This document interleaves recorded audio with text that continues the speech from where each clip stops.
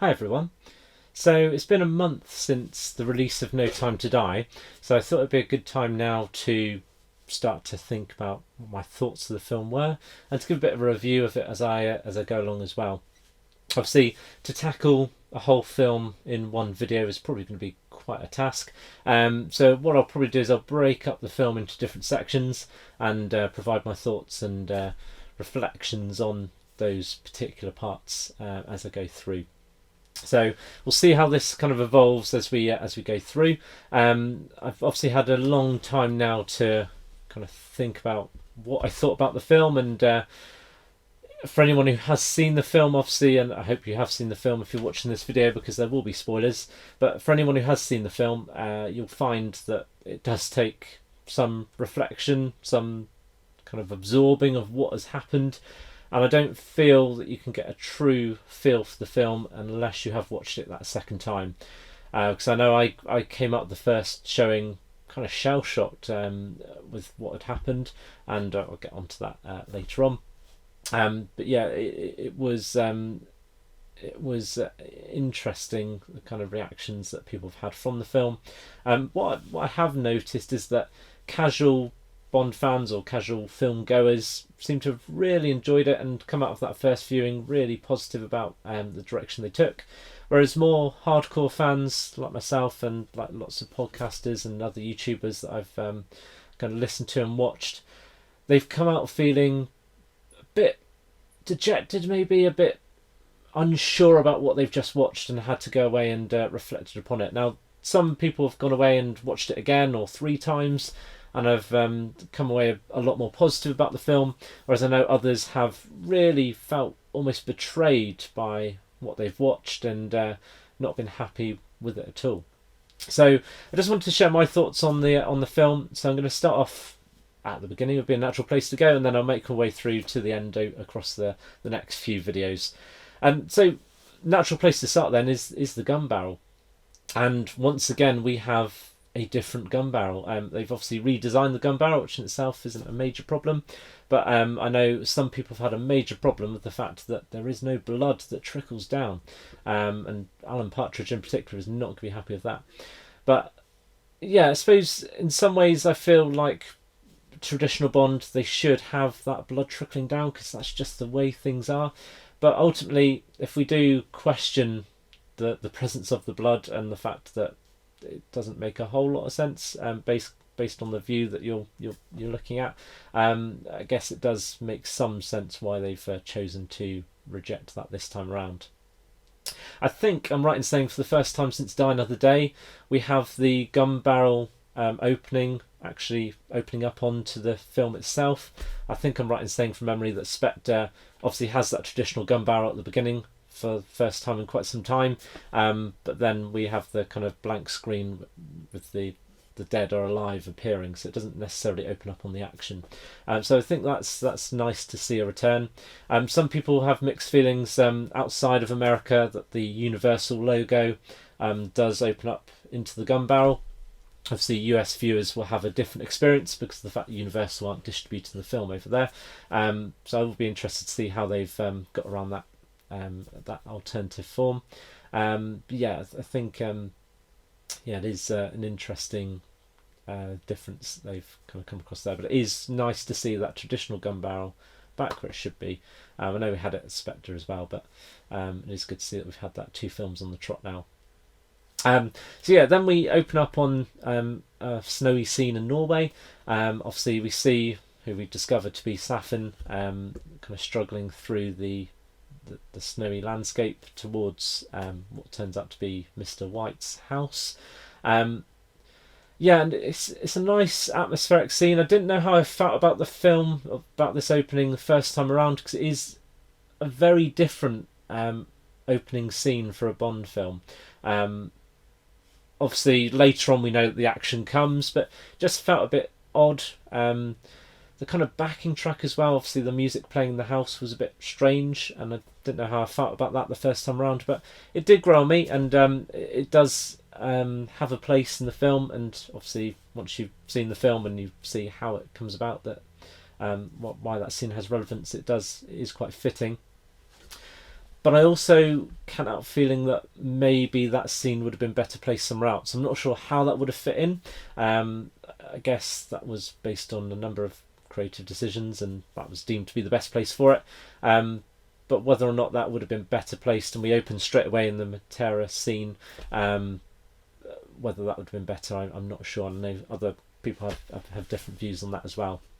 But of interest to see how you feel about that and what your viewpoint of that is. So yeah, we open up on that scene, and I think it's a very atmospheric scene. It works well, and obviously you have that bit of a jump scare as Safin in his mask appears at the window. Nice callback to Spectre as well, and I'm glad that my second time of viewing, I watched Spectre beforehand, just to kind of get that full experience, really.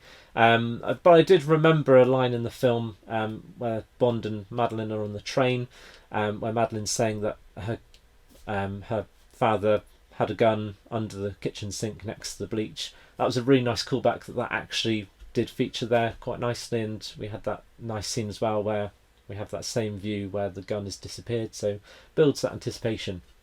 I do feel though, and I may be wrong on this, and please correct me if you have thought about this further, but I feel there is quite a big plot hole here based on what was built up in Spectre, that when Mr. White is in conversation with Bond in the log cabin, how he says that his wife left him years ago and gave the vibe that they were divorced and separated. Whereas at the beginning of No Time to Die, I got the vibe that they were still together, not happily married, but they were still together, because obviously the suggestion, the secret room that Madeline can't access, the Spectre ring is there, which suggests that Mr. White is still around and they were expecting him home at some point. Obviously Safin was under the impression that he'd be home, because obviously he wanted to take him out. But yeah, it felt like that was a bit of an oversight, because obviously if they separate, but at that point they're still together, obviously then his wife has been killed, and that does open up a bit of an issue there. I don't think anyone I've watched has picked up on that. I may be wrong, but yeah, if you've got any thoughts on that, I'd be interested to hear as well, because I do feel that was a bit of an oversight, although quite a minor one in the grand scheme of things. So it's nice to get a bit of background on Madeline, and I think this is the first time in the series where we've had a significant amount of background story for the Bond girl. Obviously it's the first time where a Bond girl has returned and had some significant role to play as well, which is really great to see. And it's that ever-evolving nature of Bond films that the Bond girl role is being developed, which is great to see. And it does flesh out her character a bit more. I felt she was a bit underused in Spectre, so it is great to see that kind of building on from there. Obviously we get to see her take down Safin, or apparently take him down as well, which obviously develops the character quite nicely, that she kind of reinforces in Spectre why she's not happy of holding a gun, but also knows a way around a gun as well. The fact that she emptied the cartridge and took out all of the bullets from there as well, including the one in the chamber, which you wouldn't necessarily think to do if you weren't that experienced. So yeah, that was a really nice character development there. Obviously then we have that moment where Safin is alive, and we kind of know that anyway because he is the villain of the piece, and if you've watched any of the promotional material, that wasn't necessarily a surprise to you. Didn't quite get how the bullets managed to avoid Madeline completely. I guess maybe his original intention was to kill her in the ice, but happened to save her in the end. I guess the ice would deflect the bullets, but is he to know that at that point? What I do find as well is that obviously his scarred face is on view. It does open up why Madeline doesn't spot him later on in the film. I guess in the moment you may not necessarily be fully aware of your kind of surroundings and taking everything on board there in that stressful situation, but that's a potential oversight there as well. Obviously then there is that nice cut to Madeline resurfacing. We don't see what happens next, that's left to our imagination, but it's a nice cut to then Madeline in better times, resurfacing, having gone under the water. And I think this is the main issue of this film, is the fact that there's a lot of heavy lifting done by the relationship between Bond and Madeline, which was built up in Spectre, which I feel wasn't truly or well developed in Spectre.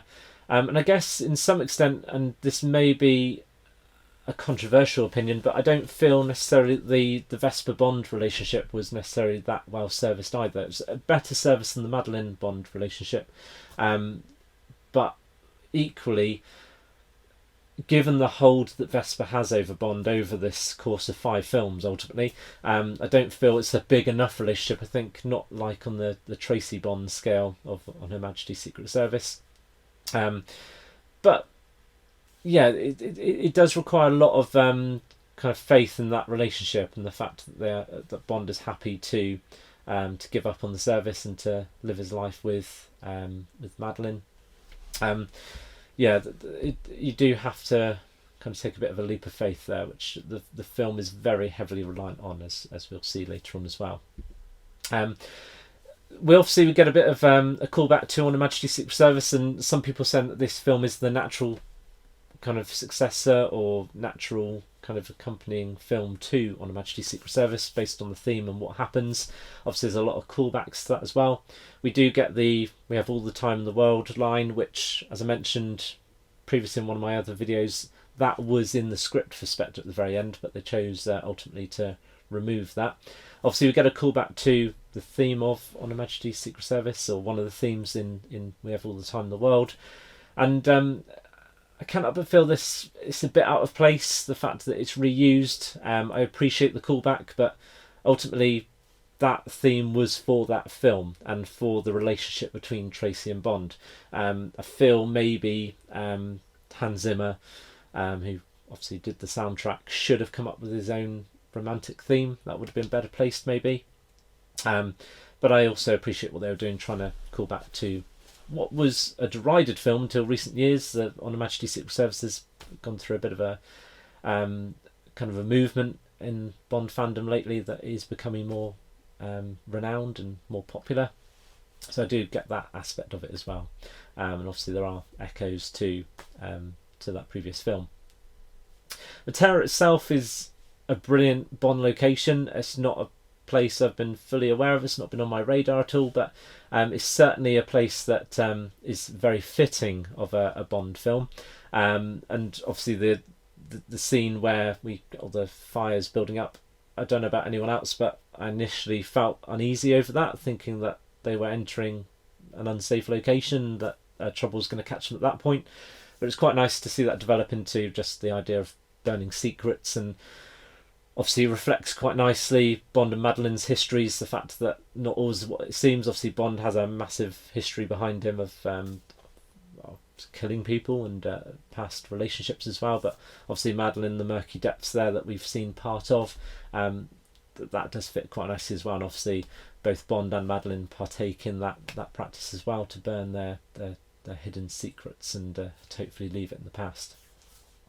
Quite like the idea as well that obviously the location ties in with Casino Royale and way back to Vesper, the fact that that's where she's buried, and the fact that actually it was Madeline's idea to go there, ultimately to allow Bond to say goodbye and to let go of his past if they're to have a future. So that was quite a nice callback there. The grave itself was a bit odd. That I think others have picked up on this, the fact that the picture is kind of a production still from Casino Royale, which ultimately isn't a picture that people are going to have in their possession, but I guess we can overlook the fact that you could easily get a picture of that similar sort of style elsewhere. It is a bit unsure why Vesper's buried there in particular, but then we don't really have a huge amount or know a huge amount about her background or where she's from or where her family are from, so ultimately if we delved into that, maybe that would serve the story more, but obviously not a place for this film because there's already too much going on. Obviously we get then a nice full on to Spectre in terms of Blofeld being behind everything, so it's nice then to have Blofeld interfering once again and bringing Bond down when he thinks everything is taken care of. The fact he still has a way to get into Bond's skin and ultimately to try and blow him up as well. Yeah, it is really great to see that even after all this time with Blofeld safely behind bars, that he still has a way to get under Bond's skin and to take him down at his bring him to his lowest point, really. So it does still build that whole Blofeld being the ultimate villain for Bond. Just the personal edge still doesn't work well for me. The fact that they were ultimately kind of stepbrothers almost. But yeah, in terms of the context of Craig's series of films, I guess with that personal edge throughout the films, that does kind of work nicely, I suppose. So yeah, we've then got the main action sequence for that opening titles then, and yeah, it works really nicely. And I know for some people the trailers would have ruined things a bit. Obviously, we've got that key stunt of Bond chucking himself off the bridge, clinging onto the cabling from that bridge. But I think also it builds anticipation, because I remember watching it with my friend for my second viewing, and when you see Bond walk over the bridge towards the graveyard, he nudges me and says, "That's the bridge." So it kind of already builds that anticipation. You know it's coming. You recognise the bridge from the trailer. You know that when Bond is walking over there to the graveyard, you know something's coming. You just don't know what that is. And the bomb itself going off was a big jump scare for a lot of people. Obviously, it caught me by surprise the first time of viewing, but it was quite enjoyable watching other people's reactions when I went for the second and third viewings as well. Yes, that was a really interesting thing, that the trailer didn't necessarily spoil it. It more built the anticipation that you recognise that bridge, you know it's coming, and then it builds from there. Obviously, it did reveal the big key stunt, but that stunt really is a trailer moment. They knew full well that when filming that's going to go in the trailer. That is the money shot, really. But still a really nice scene. So obviously we've got that moment on the bridge where Bond is kind of cornered by the car firstly, so obviously he dives behind the kind of boulder or whatever on the bridge itself. Obviously then once the car's passed, Bond thinks he can make an escape for it, but then obviously the bike cuts him off as well. So that's when we get that moment where he jumps off the bridge, which is a nice moment. And obviously it's very typical of Craig films where it is a very improvised moment, obviously, and it shows the after effects as well. The fact that he leaps off the bridge without too much thought, because he just has to get out of there, and obviously then slams into the bridge when he gets down underneath the bridge, which is a nice Craig Bond moment. The fact that he's very improvised, he's just putting into effect his survival instincts, really. So that was quite nice. And then yeah, the action scene just buzzes from there. Obviously we've got the moment where he runs off. It's another typical Craig pre-title sequence where it's chase after chase, but it works well for his Bond, I suppose. That nice theme running through them. Obviously then we have the moment where he takes Primo, I believe, off his bike, which is a nice callback, I guess, to Quantum of Solace in some respects, where he kind of ascertains the bike from that unknown character, and there is a nice fight. When I first saw that fight between Bond and Primo, it kind of had it was reminiscent of the Bond Slate fight in Quantum of Solace.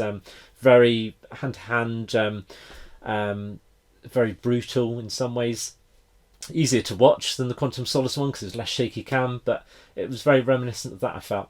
And to be honest, at that point I thought Primo was out of there, because I've seen some promotional material about the actor portraying him, where he was very excited to be in a Bond film, and I've seen in previous years where there's been a henchman developed in the promotional material and then they just suddenly don't appear again. So it's really nice to see actually that wasn't the end of him. He does pop up again in that same sequence, in fact, and he does have quite a major role, and probably one of the most significant henchmen of Craig's era. The fact that he does survive for until the very end, basically, and has that key moment at the end, but we'll get to that point later on. Yeah, so obviously then we have Bond return to the hotel, and I really like the casual nature of the fact he arrives on the bike, he chucks it down, and his strut into that hotel room is very Bondian. Um, Very cool and casual, despite what's happened. The fact he's almost been blown up, the fact he's been in a hand-to-hand fight, he's chucked himself off a bridge. He still has time to waltz in quite casually into that hotel room. Um, and yeah, the just the sheer anger within him at that point is great to see. The kind of acting from Craig in this scene, the fact that he is very angry, you can tell it in his body language and his face, and obviously in the way he acts as well. So obviously he's unsure what to think at this point. The fact that that Madeleine's been referred to as a daughter of Spectre, obviously more of Blofeld's tricks to plant kind of doubt in Bond's mind. But yeah, it's a nice scene that obviously it puts Bond on edge. Is this a repeat of Vesper? The fact that he's been betrayed by a woman he loves once again, and it leaves the audience suspicious as well. I will admit, the first time around, I did feel it was a trick of Blofeld. I felt that it was a bit too on the nose to have another Bond girl betray him, whatever he's been through. I feel he did deserve a bit of a happy ending, and ultimately, that's the relationship did kind of rekindle later on. But I did kind of have suspicions that this wasn't actually Madeleine's fault. It was Blofeld playing his tricks. And obviously they leave the Aston Martin. Another nice moment, another Bondian moment, if you like. Whatever rage that Bond is feeling at this point, and however much pressure he's under, I still like the point in the film where he takes the time to open the door for Madeleine, ever the gentleman, and before he drives off at speed. And I know my wife commented on that when we went to watch it together, the fact that he still shows that chivalrous side of opening the door for her, which is quite nice. It's really nice to see a good car chase in a Craig film, because whatever your feelings are of the Spectre car chase, it wasn't the best, let's be honest. Obviously, they had the play on the lack of gadgets, which is quite nice, but it didn't really develop at all. There was no feeling of jeopardy. Whereas in the No Time to Die car chase, it was really well done, and the fact that we got to see some more gadgets on the DB5, which opens up continuity issues and problems that people have with that, but ultimately it was good to see those gadgets being used once again. And the vast variety of them as well, and the smoke screen appearing once more. I do quite like the fact that Bond got cornered as well, and that adds to the location. The fact it's very windy, narrow streets, and ultimately it's quite easy to kind of corner him at that point with the amount of cars appearing. And yeah, really testing out the bulletproof nature of the DB5 as well, which I guess makes a nonsense of the bulletproof screen that we saw in Goldfinger. The fact that the full car is now bulletproof, and I'd really like the intensity of Craig in this scene. The fact that he is fuming, really, and yeah, the fact that he's not in a good place at all, and willing to just let them take him down is the vibe I got. The fact he just stayed rooted in the spot, he didn't really make any attempts to escape until Madeleine obviously intervened. I do question how bulletproof you can make something, because that was quite a heavy duty weapon that Primo is unloading into that window. I do question, in reality, how long even the most bulletproof of glass can last under that pressure. I may be wrong, again, someone may be able to correct me there. So I did feel that went on a little bit too long in terms of how long that can last. Yeah, I do like then the escape. Obviously that part of the scene was ruined a little bit in the trailers. It was very heavily used, but again, it was another trailer moment ultimately, that scene. I do really appreciate the above view as well, that moment where the DB5 is spiraling round and you get the kind of smoke spiral as well. It's a really nice, nicely photographed scene, and I think that's one thing the Craig films will be well remembered for, is how beautiful they look, really, in terms of in terms of how they are photographed, and that has become a big thing. And I saw a video on Facebook recently which kind of compares the cinematography of the previous Bond films to the cinematography of the Craig films, and how that has really really stepped up. It's naturally a kind of progression in how films are filmed anyway. I think it's unfair to compare how 60s films are shot to how Craig's modern day films are, but it's just interesting to see how much nicer they do look as well. Obviously, then we have Craig make a quick escape, having taken out quite a few of the henchmen. A convenient opening point has appeared, and obviously he can escape under the smoke screen. And then we have Bond dropping Madeline off at the train station, which is, I guess, quite a tragic scene, because at this point Craig feels, or Bond feels, that that Madeline has betrayed him, and he's ultra suspicious, which you can't really blame him for based on what he's been through in his life and based on what happened with Vesper as well, and based on his overall his way of work is the fact that he can't trust anyone, and if he's had these seeds sown in his mind, he's not really gonna be able to shake that at all. So dumping off on the train and never seeing her again is the only natural reaction he can have. We kind of know based on the marketing material that we are going to see Madeline again, but at that point the emotions are high. It's a well acted scene as well. It's interesting on future viewings that Madeline holds her tummy, which on first glance felt like, is that just her reaction to heartbreak and the fear of the situation she's in? But then it got me thinking, does she at that point know that she's pregnant? Was she on the verge of telling Bond that he was going to be a father ultimately? And the fact that obviously this has transpired, he's shipping her off on a train, and she's aware that obviously she's not going to have that support behind her as well for that unborn child. But yeah, is a case, does she know at that stage and was on the verge of telling him and making the scene even more tragic there? And then we dissolve into the theme. One thing I forgot to mention earlier on is, I feel this might be, again, I may be wrong in this, but whether this is the first time in a Bond film where the theme tune is sampled in the soundtrack before we actually hear the theme tune itself.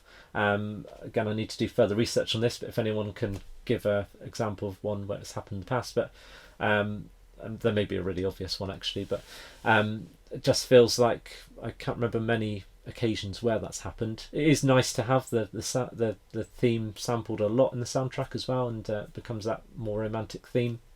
But yeah, the theme tune does work really well. I know people again have had mixed feelings on it, and ultimately I'm not always happy with that soundtrack, with that theme, and but again I feel the themes of late, they have worked better as part of the film, and then as we know what happens in the pre-title sequence, the lyrics take on a lot more meaning as well. I would say I'm disappointed in Kleiman's opening titles. I've really liked his work on the Brosnan and Craig films, and his absence was really noted in Quantum of Solace as well, the fact that they brought someone else in to do those titles. But I feel for Kleiman's usual standards, the titles felt a bit basic in some ways. The whole opening part of the Aston Martin sinking into the sand just didn't feel worked well for me. There were some standout scenes, so I really like the Aston Martin in the sand, which then develops into the hourglass with the sand trickling through. Definitely had more callbacks to On Her Majesty's Secret Service, and I suppose as well the whole use of Britannia as well, and the statue of the trident. I may have got that horribly butchered that, but that does feature in On Her Majesty's Secret Service as well, in a more kind of complete state and not decaying. So it's quite nice that we had a callback to that, the fact it's decaying in the On Her Majesty's Secret Service, in the No Time to Die titles. There was another standout sequence, I feel, in terms of the guns firing and forming the kind of double helix, which obviously has the DNA aspect to the film later on, which I know some people felt may have spoilt the film later on, but ultimately if you don't know what's to come, I don't feel that's overly a massive spoiler. But yeah, I just felt there were some random bits in there, some kind of parts of that titles that were a bit more basic, and the ending was a bit random as well. It had reminiscent of Thunderball, the kind of woman kind of on a kind of primary blue background, swimming and diving. I just felt a bit out of place, but I guess that's kind of to build into where Bond is now in Jamaican house, kind of fishing and diving, as Bond does a lot of in the books as well. But yeah, I wasn't overly keen on those opening titles. And I know I've read other reviews where it's very difficult to think back to those when you're doing a review, when you've watched it a few times, because they are very abstract images, and it can be hard to kind of think back to them. But those are the things that stand out in my mind. There were some nice parts to it, but there were a few random bits as well that I didn't feel worked. But again, your viewpoints on that would be very much appreciated. So this is the first time I've done something like this, so hopefully I haven't blabbed on too much, but I've just kind of taken all of my thoughts from the 3 viewings I've had. Obviously it's been a month now since I watched it for the first time, and I've just been kind of sitting on them really and just weighing them over in my head, listening to other viewpoints as well. Nice to kind of hear viewpoints that agree with me, some differing viewpoints as well. That's kind of my thoughts on that opening sequence. I think that's a natural place to leave this video for now as well, because I feel I have blabbered on quite a lot. I'm just looking at my video duration, it's 30 minutes already. Yeah, it was obviously a really nice opening sequence, I feel, in the end. I was a bit unsure to begin with, but it did then develop into that key action sequence. It didn't feel over long, but obviously this is the longest opening sequence we've had. I think it clocks in at about 20 minutes. I was going to time it on my second viewing, then got caught up in the action again. But yeah, it is around 20 minutes, I think, which does trump The World Isn't Enough at 15 minutes. Yeah, I do feel maybe the Norway sequence is a bit out of place. Maybe that could have been saved for later on, but then ultimately I'm thinking, where could that have gone? Is there a natural place for that to fit without obviously feeling like a scene that they have to put in to then develop the next part, which is Safin then visiting Madeline, which maybe on reflection could have been maybe the title sequence was the best place for it, or maybe straight afterwards, who knows. But be interested to hear your viewpoints on that. Do you feel it was overlong? Do you feel it felt a bit disjointed, the 2 different sequences there, or did you feel that was a natural place for that to go, to maybe sow the seeds of Madeline's past, to then throw doubt into the viewer's mind that she is potentially going to betray Bond? Because I suppose at that point we don't know much about Safin. We don't know whether he is a Spectre operative or not, whether he's working for Blofeld. Turns out, obviously, that's very wrong in on reflection, hindsight. But yeah, it's something that might be an interesting discussion point. So I'll leave things there for now. I have blabbered on quite a long time. So hopefully you're still watching this at this point. So what I'll do next time is I'll start to look at the scenes that follow. So in my next video I'll probably have a look at the kind of early London scenes, and then look at Bond's visit to Cuba again, and looking at his home life in Jamaica as well, his retirement plans there. Yeah, thank you for watching this, if you are still watching. Hopefully this is something you want more of, because I do like talking about Bond. Ultimately that's why I have this channel. It's something I don't feel I do enough, because I feel like I don't always know whether people are interested in my views and want to hear about those. But I know I've had a few lovely comments saying that they're really keen to hear my views on No Time to Die. So hopefully this is something that you were expecting, and if you would like more, please let me know. I'm more than happy to complete the rest of the film. I will try and make my way through that over the next few days as well. Yeah, so thank you for watching. Do please follow me on Twitter. I'm trying to get Twitter off the ground a bit now, because I've got 38 followers on there at the moment. So please do like me on Twitter, and I'll try and get that more active as well. The more users I have, the more encouraged I might be to get that off the ground a bit more as well, and to post more regular updates on there.